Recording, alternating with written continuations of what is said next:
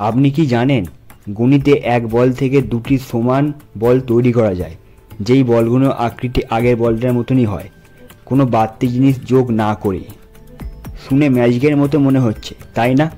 কিন্তু এটি কোনো জাদু নয়, এটি হলো ব্যানার-স্টার্কি প্যারাডক্স, গণিতের সবচেয়ে অদ্ভুত সত্য। ধরুন আপনার কাছে একটা বল আছে, আপনি বাস্তবে তাকে কাটলে বলগুলো ছোট হবে, পরিমাপও কমে যাবে, অ্যাটমও ভাগ হবে।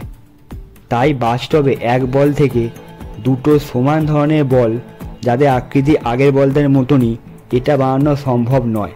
কিন্তু গণিতে অ্যাটম নেই, সেখানে অসংখ্য বিন্দু দিয়ে তৈরি একটি কল্পনার আকার। এই বলটি গণিতে এমনভাবে টুকরোয় ভাগ করা যায় যেই টুকরোগুলোর মধ্যে কোনো ওজন নেই, ভলিউম নেই, কোনো পরিমাপও নেই।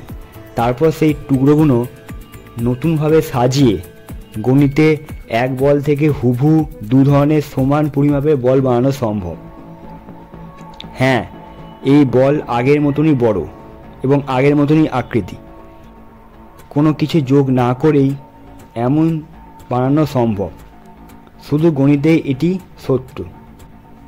বাস্তবে কোনো বস্তুর মধ্যে অ্যাটম আছে, তাই এক বল থেকে দুটো হুবহু ধরনের আকৃতির বল যার আগের মতনই আকৃতি বানানো সম্ভব নয়।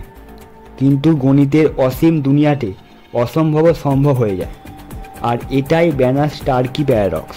এই ধরনের গণিতের তথ্য আরও জানতে হলে চ্যানেলটিকে সাবস্ক্রাইব করবে এবং ভিডিওটি ভালো লাগলে লাইক এবং কমেন্ট করবে।